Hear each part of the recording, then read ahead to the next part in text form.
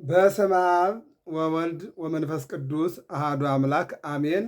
ይህ ገብረ መስቀል ሚዲያ ነው። በዓለም ላይ የምትኖሩ ኦርቶዶክሳውያን እግዚአብሔር ልጆች ሰላም እግዚአብሔር ይብዛላችሁ። አብይ ጾም ከገባ አምስተኛው ሰንበት ዕለተ ደብረ ዘይት ላይ ደርሰናል። ደብረ ዘይት፣ ደብር ማለት ተራራ ማለት ነው። ዘይት ማለት የወይራ ዛፍ ማለት ነው። ጥቅጥቅ ያለ ዛፍና እጽዋት ያሉበት ቦታ ማለት ነው። በዚህ በትልቅ ተራራ ላይ መድኃኔ ዓለም በነገው ዕለት ከቤተ መቅደስ ወጦ ወደ ተራራው ሄደና ተቀመጠ። በዚያም ደቀ መዛሙርቱ አብረው ተከትለውት ወጡና ጥያቄ አቀረቡ የሚል ዕለት ነው። እንግዲህ በዚህ ዕለት መጀመሪያ ድጓውን መዝሙሩም ማለት ነው። ከዚያ ቀጥሎ ሰላሙን፣ ከዚያ ቀጥሎ ደግሞ በቅዳሴ ላይ የሚነገሩ ቃል እግዚአብሔሮችን እንመለከታለን። እግዚአብሔር አምላክ የጅማሬም የፍጻሜም ባለቤት እርሱ ስለሆነ እንዲያስተምረን መልካም ፈቃድ ይሆንልን። የመጀመሪያው የማቴዎስ ወንጌል ምዕራፍ 24 ቁጥር 30 ላይ ርዕስ አድርገን አንድ እንውሰድ። የሰው ልጅን በኃይልና በክብር ሲመጣ ያዩታል ይላል ቃሉ። የሰው ልጅን በኃይልና በስልጣን ሲመጣ ያዩታል። እግዚአብሔርን አምላክ በክብር እንድናየው የአምላካችን የእግዚአብሔር መልካም ፈቃድ ይሆንልን። ይህን ካልኳችሁ አጠር መጠን አድርገን ነው የምንመለከተው። መጀመሪያ ድጓውን እንየው። እንዘይነብር እግዚእነ ውስተ ደብረ ዘይት ወይቤሎሙ ለአርዳይሁ ውቁኬ ኢያሱትክሙ ወንበሩ ድሌዋኒክሙ ብዙሃን ይመጽኡ በስምየ እንዘ ይብሉ አነ ውእቱ ክርስቶስ ወዘአዝለፈ ትዕግሥቶ ውእቱ ይድህን ወአመ ምጽአቱሰ ለወልደ እጓለ እመሕያው ይትከወስ ኩሉ ኃይለ ሰማያት ወምድር አሚሃ ይበክዩ ኩሎሙ ኃጥአነ ምድር ወይወርድ እግዚእነ እምሰማይ ዲበ ምድር በትእዛዙ ወበቃሉ ወበአእላፍ መላእክቲሁ በንፋተ ቀርነ ዘእምኀበ እግዚአብሔር ይምሃረና በይቲ ሰዓት እሞተ ኃጢአት እስመ ገባሪ ሕይወት ውእቱ እግዚአ ለሰንበት። ይህ እንግዲህ ቅዱስ ያሬድ ያስቀመጠው ቃለ እግዚአብሔር ነው። ሊቃውንቱ በመቋሚያ ሊቃውንቱ በዜማ የሚሉት ቃለ እግዚአብሔር ነው። ድጓ ነው። እንደገና ደግሞ ምን ይባላል? መዝሙር ይባላል። መዝሙር ማለት እንግዲህ እግዚአብሔር ማመስገኛ ቃለ እግዚአብሔር ማለት ነው። ግን ምንድን ነው? የማቴዎስ ወንጌል ምዕራፍ 24 ከቁጥር 1 ጀምሮ እስከ 36 ያለው ቃል ነው፣ ወንጌል ነው። ልዩነቱ ምናልባት እንግዲህ በዜማ መባሉ ነው፣ በግዕዝ መባሉ ነው። ቤተ ክርስቲያናችን ልዩ የሚያደርጋት ወንጌልን መስበኩ አይደለም። ወንጌልንማ በምንም ይሁን በምን ሁሉም ይናገሩታል። ነገር ግን የእኛም ቤተክርስቲያን ለየት የሚያደርጋት ወንጌልን በግዕዝ ትናገረዋለች፣ ወንጌልን በዜማ ትናገረዋለች። ወንጌልን እነሆ በማሕሌቱ በመቋሚያ ምዕመናንን ታስተምርበታለች፣ ትተረጉመዋለች። ነው ልዩ የሚያደርጋት ማለት ነው። ስለዚህ አሁን ግዕዙን ወደ አማርኛ ስንመልሰው እንደዚህ ይላል። ጌታችን በደብረ ዘይት ተራራ ተቀምጦ ሳለ ለደቀ መዛሙርቱ ማንም እንዳያስታችሁ ተዘጋጅታችሁ ኑሩ፣ ብዙዎች እኔ ክርስቶስ ነኝ እያሉ በስሜ ይመጣሉ፣ እስከ መጨረሻ የጸና እርሱ ይድናል። የሰው ልጅ በሚመጣበት ጊዜ የሰማያትና የምድር ኃይላት ሁሉ ይናወጣሉ። ያን ጊዜ በምድር ኃጢአት ያደረገ ሁሉ ያለቅሳል አላቸው ለደቀ መዛሙርቱ። ጌታችንም ራሱ እንደተናገረ በትእዛዙ በመላእክት አለቃ ድምፅና በመለከት ድምፅ ከእግዚአብሔር ዘንድ ከሰማይ ወደ ምድር ይመጣል። አብ እርሱ የሕይወት መገኛ ነውና ያን ጊዜ በኃጢአት ከመሞት ይራራልን ይላል። እግዚአብሔር አምላክ ለሁላችንም ይራራልን። አሁን ይሄ ዝማሬው ነው። አሁን ይሄ መዝሙሩ ነው። አሁን ይሄ ድጓው ነው። ነገር ግን ምንድን ነው ማለት ነው? ይሄ ድጓውን በቤተ ክርስቲያናችን አስተምሮ ስንመለከተውና ስናየው ምንድን ነው ማለት ነው? ድጓው የማቴዎስ ወንጌል ምዕራፍ 24 ነው። የተለየ ነገር የለውም ማለት ነው። የማቴዎስ ወንጌል ምዕራፍ 24 ወደ ምን ስተረጎም ነው? በዜማ በትርጓሜ ሲባል እንጂ ያንኑ ድጓውን ነው እያለ ያለው ማለት ነው። ሌላው እንግዲህ ሰላሙ ነው። ሰላሙን ምን ይላል? እንዘይነብር እግዚእነ ውስተ ደብረ ዘይት ቀርቡ ሀቢሁ ኩሎሙ አርዳይሁ በዕለተ ሰንበት ወይቤሎሙ ሰላም ለክሙ ወንበሩ ድለዋኒክሙ። ያንኑ ነው መልሶ አሁንም ደግሞ ይህም ደግሞ ያው ወንጌሉ ነው። እንዘይነብር እግዚእነ ውስተ ደብረ ዘይት በደብረ ዘይት ጌታችን በተቀመጠ ጊዜ ቀርቡ ሀቤሁ ኩሎሙ አርዳዩ ሐዋርያት በሙሉ ወደ እርሱ ቀረቡ። በዕለተ ሰንበት በሰንበት ቀን በነገዋ ዕለት ነው። ወይቤሎሙ ሰላም ለክሙ ሰላም ለሁላችሁ አላቸው። ወንበሩ ድልዋኒክሙ ተዘጋጅታችሁም ኑሩ አላቸው። ተዘጋጅተን እንድንኖር ሁላችንንም እግዚአብሔር ይርዳን። አሁን መዝሙሩና ሰላሙ እነዚህ ናቸው ማለት ነው። ሀገራችን ኢትዮጵያ የሚናፈቃት ሰላም ነውና ሰላም ያለ በእግዚአብሔር ስለሆነ ለኢትዮጵያ ለሀገራችን ሰላምን እግዚአብሔር ያድልልን። ወደ ቅዳሴው ወደሚነበበው እንሄድ። አንደኛ ተሰሎንቄ ምዕራፍ 4 ቁጥር 13 ላይ ያለ ኃይለ ቃል ነው። አንደኛ ተሰሎንቄ ምዕራፍ 4 ቁጥር 13 ላይ ምን ይላል መሰላችሁ? የሚነበበው በክርስቶስ የሚሞቱ አስቀድመው ይነሳሉ። አሁን ሁሉም የነገው ቃል እግዚአብሔር የሚናገር ስለ ትንሣኤ ዘጉባኤ ነው። በቀኝ ስለሚቆሙት ነው። በኃጥአን ስለሚቆሙት ነው። ስለሚፈረድባቸው ነው። ስለሚፈረድላቸው ነው። የክብር ትንሣኤ፣ የሐሳር ትንሣኤ፣ የጽርቅ ትንሣኤ፣ የኩነኔ ትንሣኤ እንዳለ ሁሉም መልእክታት የሚናገሩት ይህንን ነው ማለት ነው። የመጀመሪያው ገባሬ ሰናይ ዲያቆን የሚናገረው ይህንን ነው። በክርስቶስ የሚሞቱ አስቀድመው ይነሳሉ። ይህን በአንድ መዝሙር ላይ ቅዱስ ያሬድ አምላኬ የሄር አንሳኒ በትንሣኤ ከብሎታልና አምላኬ ሆይ በትንሣኤ አንሳኝ ብሏልና በከበረ ትንሣኤ ሁላችንም እንዲያነሳን መልካም ፈቃዱ ይሆንልን። ሁለተኛው ቅዱስ ጴጥሮስ ነው። በሁለተኛ ጴጥሮስ ምዕራፍ 3 ቁጥር 7 ላይ ለእያንዳንዶች የሚዘገይ እንደሚመስላቸው ጌታ ስለ ተስፋ ቃሉ አይዘገይም፣ ቢዘገይም እንኳን የሚቀድመው የለም ይላል። ደግሞ ዕንባቆም ቅዱስ ጴጥሮስ ምን አለ? ለአንዳንዶቹ እንደሚዘገይ ቢመስላቸውም ስለ ተስፋ ቃሉ አይዘገይም ይላል። እንደገና ደግሞ ዕንባቆም ምን አለ? እግዚአብሔር አይዘገይም፣ ቢዘገይም እንኳን የሚቀድመው የለም ይላል። የሚቀድመው የለም ይላል። ይሄኛው ሁለተኛው ነው። ሶስተኛው ደግሞ የሐዋርያት ሥራ ምዕራፍ 24 ቁጥር 1 እስከ 22 ያለ ነው። ጻርቃንም ኃጥአንም ይልቁንም በጎዎችም ክፉዎችም ለበጎዎቹም ለክፉዎቹም ምንድን ነው ማለት ነው? በጎዎችም ክፉዎችም ከሙታን ይነሱ ዘንድ እንዳላቸው ተስፋ በእግዚአብሔር ዘንድ አለን። በጎዎችም ክፉዎችም ለጻርቃንም ለኃጥአንም መልካም ላደረጉም ክፉ ላደረጉም ትንሣኤ እንዳለ እናምናለን። አለ ትንሣኤ፣ የክብር ትንሣኤ አለ፣ የሐሳር ትንሣኤ አለ፣ የውርደት ትንሣኤ አለ፣ የክብር ትንሣኤ አለ። ይህ እንዳለ እናምናለን። የሐዋርያት ሥራ ቅዱስ ሉቃስ እንደጻፈውና እንደተነበበው ደግሞ ይህን ነው የሚያስረዳን ማለት ነው። ሌላኛው መዝሙር 49 ላይ ደግሞ 49 ላይ ዲያቆኑ መስቀሉን ይዞ የሚናገረው ቃል እግዚአብሔር ነው። እግዚአብሔር እሰ ገሃደ ይመጽእ አምላክነ ኢያረምም እሳት ይነድድ ቅድሜሁ። እግዚአብሔር ግልጡ ነው ይመጣል አለ። አምላካችን ይመጣል ዝም አይልም። እሳት ይነድድ ቅድሜሁ፣ ፍርድ በፊቱ ይታያል፣ በፊቱ ፍርድ ይፈረዳል። እግዚአብሔር እሰ ገሃደ ይመጽእ። መተርጉማን ምን ይላሉ? እግዚአብሔር 3 ጊዜ ይመጣል አሉ። አንደኛው ዓለምን ለመፍጠር ነው። ትንቢት ወደ ኋላም ወደፊትም ነውና ዓለሙን ፈጠረ። ሰማይን ከታች መሬትን ከታች፣ ሰማይን ከላይ መሬትን ከታች። የዚህ ዓለም ጣራው ሰማይ መሰረቱ መሬት ነውና፣ ስለዚህ መሰረቱን መሬት አደረገ። መሬቱን በኋላ ላይ አደረገና እንደገና ከላይ ደግሞ ሰማይን አደረገ። እግዚአብሔር መጀመሪያ ፈጠረ ማለት ነው። እንግዲህ ሰውን በሰማይን ጣራነት በምድር መሰረትነት ፈጠረው ማለት ይሄ ነው። እንግዲህ ቀጠለና የመጀመሪያው ስነ ፍጥረት በአዳም ምክንያት እንከን ቢገጥመው፣ ሞት ቢገጥመው፣ ሐሳር ቢገጥመው፣ ፍዳ ቢገጥመው፣ ውድቀት ቢገጥመው እንደገና እሱ ያንን ለማዳን ይወለድ ዘንድ ስለሚገባው ዓለሙን ለማዳን ይመጣል አለ። ዓለሙን ደግሞ ዝም ብሎ አይደለም። ከድንግል ማርያም ማኅፀን በድንግል ማርያም ማኅፀን ተወለደና የዕዳ ደብዳቤ በዮርዳኖስ ቀዶ ዲያብሎስን በቆሮንቶስ ገዳም አሳፍሮ በቀራንዮ ተራራ ተሰቅሎ ስጋውን ቆርሶ ደሙን አፍሶ አሳሪውን ዲያብሎስን 5500 ዘመን በሰዎች ደም ነግሶ የነበረውን እሱን አሰረና መድኃኔ ዓለም ግን ዓለሙን አዳነ። ሁለተኛው ዓለሙን ለማዳን ይመጣል አለ ልበ አምላክ ዳዊት። ሶስተኛው ለፍርድ ይመጣል ነው። የነገው ዕለት ነው። ለጻርቃን ሊፈርድባቸው ለጻርቃን ሊፈርድላቸው በኃጥአን ሊፈርድባቸው። የማቴዎስ ወንጌል ምዕራፍ 25 ላይ ምንድን ነው የሚለው? አመያ ቀውም አባግዓ በየማኑ ወኃጣሌ በጸጋሙ ያቁመነ በየማኑ። ጻርቃንን በቀኙ ኃጥአንም በግራው ያቆማል። ያን ጊዜ ሁላችንን በቀኝ ያቁመን ይላል። ባለ ራዕይ ዮሐንስ ደግሞ እነሆ በቶሎ እመጣለሁ ብሏል። በቶሎ እመጣለሁ። ለዚህ ነው ያዕቆብ ማነው ቅዱስ ጴጥሮስ ምን አለ? የዘገየ ቢመስላቸውም አይዘገይም ይመጣል አለ። ዕንባቆም ደግሞ ምን አለ? የዘገየ ቢመስልም የሚቀድመው የለም አለ።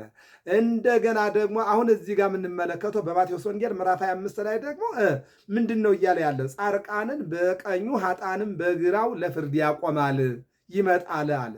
ያን ጊዜ ሁላችንም በከበረ ቁመት በከበረ ትንሣኤ እንዲያነሳን የእግዚአብሔር አምላካችን መልካም ፈቃድ ይሁንልን እያለ ነው የሚናገረው ማለት። ስለዚህ የነገዋ ዕለት የጻርቃንና የኃጥአን መለያ ቀን ነው። ጻርቃንን በቀኙ ያቆምና እናንተ ቡሩካን ብታሰር ጠይቃችኋል፣ ብራብ አበልታችኋል፣ ብጠማ ጠጥታችኋል፣ ብታረዝ አልብሳችሁኛል እያለ እነዚያን 6 አዋጆች ያውጃል። ጻድቃን መቼ ሲሉት፣ ከታናናሾቹ ለአንዱ ያደረጋችሁ ለእኔ ያደረጋችሁት፣ እነዚህ ኃጥአን ደግሞ አላደረጋችሁልኝምና ሁሩ እምኔ ርጉማን ውስተ እሳት ዘለዓለም፣ እሳቱ ወደማይጠፋበት ትሉ ወደማያንቀላፋበት ወደዚያ ሂዱ ስላቸው መቼ አየንህ? ከታናናሾቹ ለአንዱ ካላደረጋችሁ ለእኔ አላደረጋችሁም የሚልበት ታላቅ ዕለት ነውና በዚህ ዕለት ሁላችንም በቀኙ እንዲያቆመን የአምላካችን የእግዚአብሔር መልካም ፈቃዱ ይሆንልን። እንግዲህ የማቴዎስ ወንጌሉ ደግሞ የማቴዎስ ወንጌል ምዕራፍ 24 ነው። ምንድን ነው የሚለው? ወንጌሉን እንደው በጥሬው ስንመለከተውና ሲነገር ምን ይላል? ወወፂኦ እግዚእ ኢየሱስ እምቤተ መቅደስ፣ ኢየሱስም ከመቅደስ ወጣ ይላል። ሲወጣ ዝም አላለም። በማቴዎስ ወንጌል ምዕራፍ 23 ላይ ቤተ መቅደሳችሁ ባዶ ይቀርላችኋል ብሏቸው ነው የወጣው። ወጣና ከመቅደሱ ወደ ደብረ ዘይት ተራራ ወጣ። ደብረ ዘይት ተራራ ወጣና ተቀመጠ። ሲቀመጥ ቀርቡ ኀቤሁ ኩሎሙ አርዳኢሁ በዕለተ ሰንበት፣ በሰንበት ቀን በነገዋ ቀን ደቀ መዛሙርቱ ቀረቡና እሱ ከፍ ብሎ እንደ መምህርነቱ እነሱ ዝቅ ብለው ተቀመጡ። ይጠይቁት ጀመር። ምን አሉት? የጠየቁት ጥያቄ አለ። ምንድን ነው ያሉት? ስለ ሕንፃው ነገሩት። እንዲሁም ደግሞ ስለ ዕለተ ምጽአት ጠየቁት። ስለሚመጣበት ቀን እንደጠየቁት ቅዱስ መጽሐፍ ጥሩ አድርጎ ያብራራል ወንጌላችን ማለት ነው። እና ደቀ መዛሙርቱ የመቅደስ ግንቦች ሊያሳዩት ቀረቡ። እነዚህ ሕንፃዎች ሰማይ ጠቀሶች፣ ያማሩ፣ የተዋቡ፣ የተደከመባቸው፣ ዋጋ የተከፈለባቸው እነዚህ መቅደሶች ታያቸዋለህን አሉና ሊያሳዩት ቀረቡ ይላል። ይህንን ሲሉት ድንጋይ በድንጋይ ላይ እንደሆነ ሳይፈርስ አይቀርም አላቸው። ድንጋይ በድንጋይ ላይ እንደሆነ ሳይፈርስ አይቀርም አላቸው።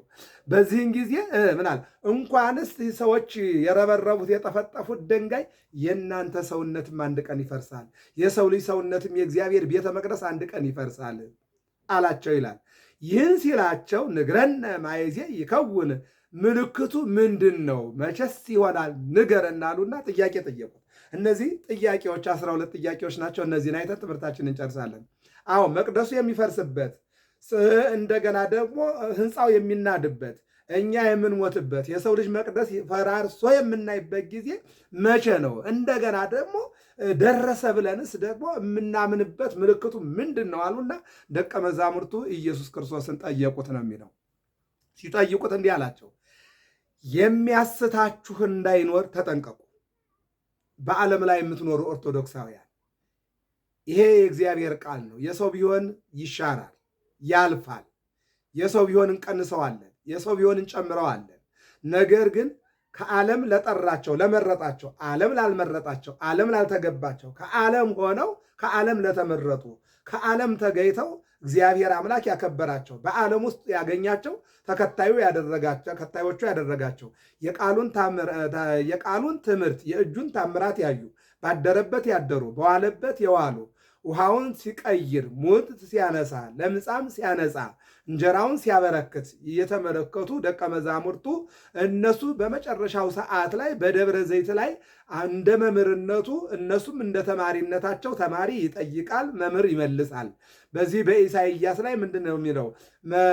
ነቢይ ይጠይቃል፣ መንፈስ ቅዱስ ይመልሳል ይላል። በብሉይ ኪዳን ላይ ስንመለከት ማለት ነው። ኢሳይያስ እየጠየቀ መንፈስ ቅዱስ እየመለሰ የክርስቶስ መወለድና የድንግል ማርያም መውለድ ሲነጋገሩ አይተናል። ዛሬ ላይ ደግሞ ደቀ መዛሙርቱ ተማሪዎች ናቸውና ኢየሱስ ክርስቶስ መምህር ነውና ሲጠይቁት ሲመልስላቸው እናያለን። ጥያቄው ምንድን ነው? መልሱ ምንድን ነው? እንመልከተው። የመጀመሪያው የሚያስታችሁ እንዳይኖር ተጠንቀቁ ነው። ዛሬ አሳች ብዙ ነው። አሳች ከሩቅ አይመጣም፣ ከቤት ይመጣል። በገንዘብ ሊመጣብህ ይችላል፣ በልጅ ሊመጣብህ ይችላል፣ በሚስት ሊመጣብህ ይችላል፣ በጎረቤት ሊመጣ ይችላል። በያዝከው ገንዘብ፣ በያዝከው ስልጣን፣ በምታውቀው ቋንቋ በዚህ ሁሉ ሊመጣ ይችላልና ከሚያስት ነገር ራሳችን እንድንጠብቅ እግዚአብሔር ይርዳል። በሌላ መልኩ ደግሞ የሃይማኖት ነጋዴዎች፣ ለዋጮች አሉና ከእነሱ እንዳያስቷችሁ ተጠንቀቁ ነው። አንደኛ ነው። ሁለተኛው እኔ ክርስቶስ ነኝ እያሉ ይመጣሉ። አንድ ገንዘብ እኔ ክርስቶስ ነኝ እያለ ነው። አሁን ሀብት እኔ ክርስቶስ ነኝ እያለ ነው። ስልጣን እኔ ክርስቶስ ነኝ እያለ ነው። ቋንቋ እኔ ክርስቶስ ነኝ እያለ ነው እያለ ነው። ስለዚህ እኔ ክርስቶስ ነኝ የሚል በሌላ መልኩ በኬንያ አካባቢ እኔ ክርስቶስ ነኝ ብሎ የመጣ ነበረ። ዛሬም በሀገራችን በኢትዮጵያ ላይ ብዙ ነገሮች እኔ ክርስቶስ ነኝ እያሉ መጥተዋልና ይህ ይሆን ዘንድ በእግዚአብሔር ስለተነገር አሁንም እኔ ክርስቶስ ነኝ የሚለው ባለስልጣኑ እኔ ክርስቶስ ነኝ ይላል፣ ገንዘብን የክርስቶስ ነኝ ይላል፣ ሀብትን የክርስቶስ ነኝ ይላል፣ ቋንቋን የክርስቶስ ነኝ ይላል። ከዚህ ሁሉ እንድንጠበቅ እግዚአብሔር ተናግሯልና እግዚአብሔር አምላክ ሁላችንን የሚጠብቀን። ሶስተኛው የጦርነቱን ወሬ ትሰማላችኋለ። ምን ወሬ? ዛሬ እንደ ሀገርም እንደ ዓለምም የጦርነት አዋጅ ታውጆ ዓለም በጦርነት ቀጠና ውስጥ ነው ያለችው። ይሄ የእግዚአብሔር ቃል ይፈጸም ዘንድ ነው የተባለው። እንደውም የጦርነቱን ወሬ ትሰማላችሁ ነው የተባለው።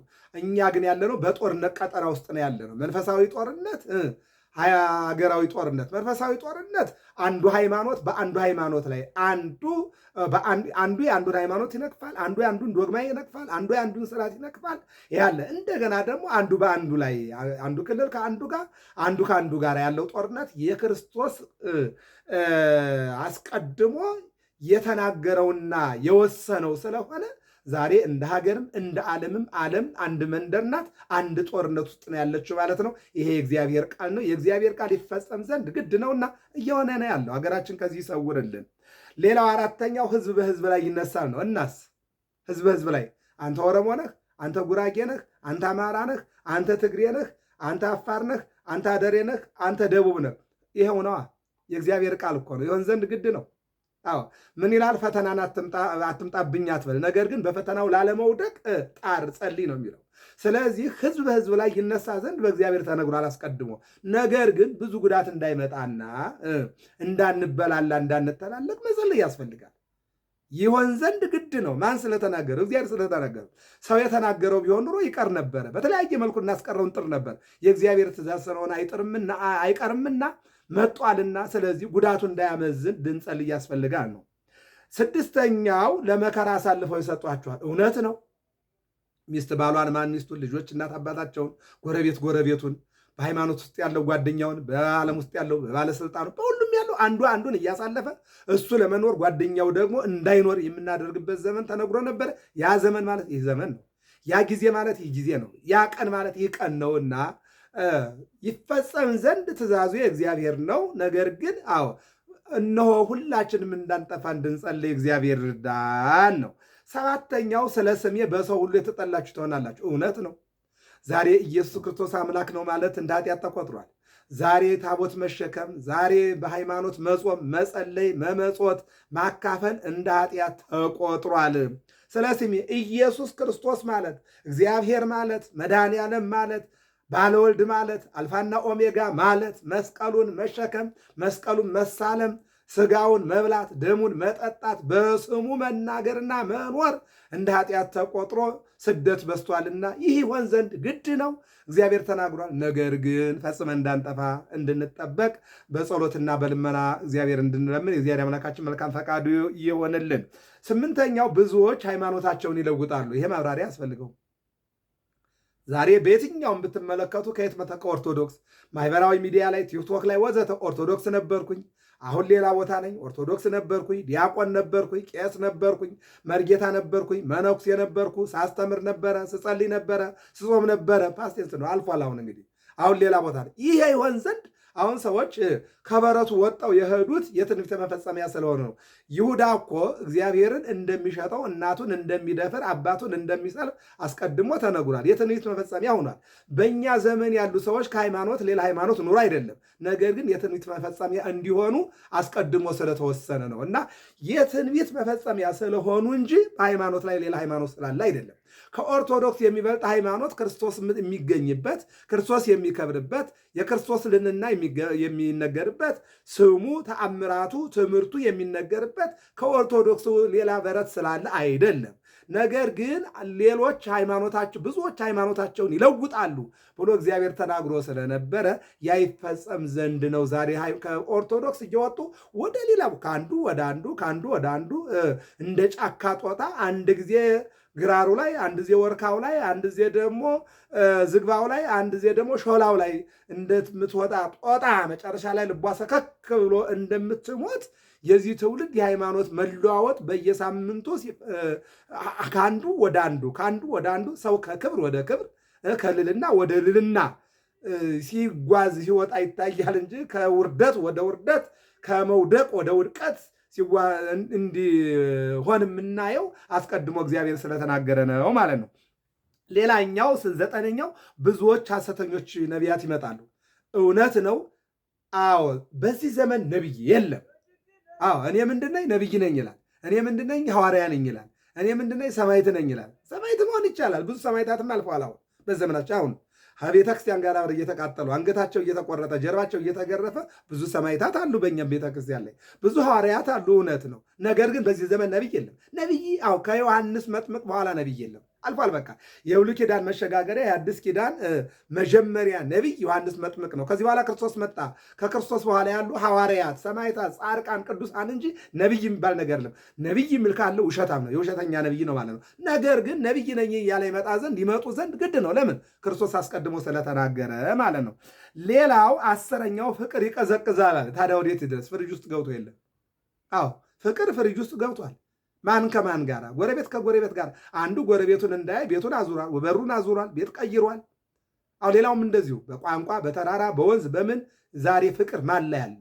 ፍቅር ክርስቶስ ብቻ ነው ያለው። በቃ አለቀ። የዮሐንስ ወንጌል ምዕራፍ 15 ላይ እኔ ፍቅር ነኝና እናንተም ደግሞ እርስ በርሳችሁ ተፈቃቀሩ። እንደገና ዮሐንስ መልእክት ላይ ደግሞ እግዚአብሔር ፍቅር ነው። ይህ ብቻ ነው። ከዚህ ውጭ ግን አሁን ዛሬ ማን ጋ ነው ፍቅር ያለው? ማንጋ ነው ይቅርታ ያለው? ማንጋ ነው ሰላም ያለው? እውነት ነው ዛሬ ፍቅር ይጠፋ ዘንድ አስቀድሞ እግዚአብሔር ተናግሯል። ነገር ግን ፈጽሞ እንዳይጠፋ እንጠብቀው፣ እግዚአብሔር ይጠብቀን። 11ኛው እስከ መጨረሻው የጸና ይድናል ነው። እስከ መጨረሻው በሃይማኖት ጸንተን እንድንድን የአምላካችን የእግዚአብሔር መልካም ፈቃድ ይሆንልን። ናው እስከ መጨረሻው የጸና ይድናል። ናው 12ኛው በነቢያት ትንቢት የተናገሩላት፣ ሱባኤ የቆጠሩላት፣ አቤል መስዋዕት ያቀረበላት፣ አብርሃም ልጁን ያቀረበላት፣ ዳዊት ቤተ መቅደስ ልስራ ብሎ ስለት የሳለባት፣ ሰሎሞን ቤተ መቅደስ የሰራላት፣ ዮሐንስ መጥምቅ ነሥሑ እስመ ቀረበት መንግሥተ ሰማያት ብሎ የተናገረላት ቅድስት ቤተ ክርስቲያን በዚች ሃይማኖት ጸንተው የኖሩ ኖህ በመርከብ ከነ ቤተሰቦቹ ገብቶ እንደዳነ ሁላችንም በአንዲት ሃይማኖት በአንድ ጌታ በአንድ አምልኮት ጸንተን ከኖርን በነገው ዕለት በደብረ ዘይት ጌታችን ኢየሱስ ክርስቶስ ለፍርድ በተቀመጠ ጊዜ ኑ ሀቤ ቡሩካኑ ለአቡየ ትረሱ መንግሥተ ሰማያት፣ ጾማችኋል፣ ጸለያችኋል፣ መጹታችኋል፣ ሥጋዬን በልታችኋል፣ ደሜን ጠጥታችኋል፣ አካፍላችኋል፣ ጥላቻን ትታችሁ ፍቅርን ገንዘብ አድርጋችኋል፣ አልሰረቃችሁም፣ ሰጣችኋል፣ አልገደላችሁም፣ አድናችኋል፣ አላጣላችሁም፣ አስታርቃችኋል፣ እነሆ የታሰሩ ጠይቃችኋል፣ የታረዙ አልብሳችኋል፣ የተራቡ አብልታችኋል፣ እነሆ የተጨነቁትን አረጋግታችኋል። ስለዚህ በትንሿ ዓለም ስለታመናችሁ፣ 3 ዓለም አለ። የእናት ማኅፀን ዓለም ነው። ይህ ዓለም ደግሞ የኖርንበት ዓለም ነው። ሌላኛው ደግሞ የእግዚአብሔር መንግሥት ነው። ሀዳሳተ ሰማይ ሀዳሳተ ምድር ወለነሰ ሀገርነ በሰማይ እንዳለ። ስለዚህ ለትንሹ ኑሮ ለትንሹ ዓለም ስለታመናችሁ በትልቁ ዓለም ውጣ ውረድ፣ ረሃብ፣ ቸነፈር፣ መሳደድና መራብ፣ መጠማት፣ መውደቅ፣ መነሳት ባለበት ዓለም ስለታመናችሁ መውደቅ፣ መነሳት፣ ማረስ፣ መቆፈር በማይታሰብበት ዓለም እነሆ ወደ ጌታ መንግሥት ግቡ፣ ወደ መንግሥተ ሰማያት ግቡ የሚባልበት ታላቅ ዕለት ነውና በነገው ዕለት የድንግል ማርያም ልጅ መድኃኔ ዓለም እናንተ ጻድቃን፣ እናንተ ቡሩካን፣ ተርቤ ያበላችሁኝ፣ ተጠምቼ ያጠጣችሁኝ፣ ታርዤ ያለበሳችሁኝ፣ ብታሰር ያስፈታችሁኝ ብሎ አዋጅ በሚያውጅበት ሰዓት የእኛ ዕድል ፋንታ በቀኝ በኩል ከሚሆኑት አድርጎ የመንግሥቱና የጽድቁ ባለቤት እንዲያደርገን የአምላካችን የእግዚአብሔር መልካም ፈቃዱ እየሆነልን አስቀድሞ ሐዋርያው ማቴዎስ በወንጌሉ በማቴዎስ ወንጌል ምዕራፍ 24 ቁጥር 30 ላይ የሰው ልጅ በኃይልና በክብር ይመጣል አለ። አዎ የሰው ልጅ ማን ነው? የእግዚአብሔር ልጅ ኢየሱስ ክርስቶስ። በኃይል ማለት ቅዱሳን መላእክት፣ ቅዱስ ሚካኤል አዎ ደወል ይደውላል። በመጀመሪያው ትንሣኤ አጽሞች በያሉበት ይሰበሰባሉ። አጽሞች ጅብ የበላው፣ አውሬ የበላው፣ እሳት የበላው፣ ገደል የገባ፣ ውሃ የወሰደው ሁሉም በመኪና የሞተው ሁሉ አጽም ይሰበሰባል በመጀመሪያው ደወል። በሁለተኛው ደወል ደግሞ አንድ ላይ ይሆንና ይሰካካል፣ አንድ ላይ ይሆናል። በሦስተኛው ስጋና ነፍስ አንድ ላይ ተዋህዶ በመድኃኔዓለም ፊት ይቀርባሉ። አዎ ስጋና ነፍስ አንድ ሆነው የሰሩት ኃጢአት አሁን ዛሬ ላይ ስጋ ለብቻው መሬት ላይ ነው ያለው፣ ነፍስ ደግሞ ወይም ሲኦል ወይም ደግሞ ገነት ነው ያሉት። መጨረሻ ላይ ግን አንድ ላይ ሆነው በሰሩት ኃጢአት የሚወቀሱት አንድ ላይ ሆነው ነው። ወደ መንግስቱ ግባ፣ ወደ ሲኦል ወደ ገሃነመ እሳት ግባ የሚባሉት በአንድ ላይ ስለሆነ በዚህን ዕለት አዎ ጻድቃን ተብለን ወደ እግዚአብሔር መንግስት እንድንገባ የአምላካችን የእግዚአብሔር መልካም ፈቃድ ይሆንልን። የሰው ልጅ የእግዚአብሔር ልጅ፣ የሰው ልጅ የድንግል ማርያም ልጅ፣ የሰው ልጅ የእግዚአብሔር አብ ልጅ ወደ መንግስቱ ወደ ጽድቁ እንዲያስገባን የእግዚአብሔር አምላካችን መልካም ፈቃዱ ይሆንልን። ገብረ መስቀል ሚዲያ ነው። ሰብስክራይብ፣ ላይክ፣ ሸር አድርጉ። እንኳን ለደብረ ዘይት ለዕለተ ምጽአት ለብርሃነ ምጽአቱ አደረሳችሁ። መልካም ሰንበት፣ መልካም አገልግሎት። ሰላም እግዚአብሔር ከሁላችን ጋር ይሁን።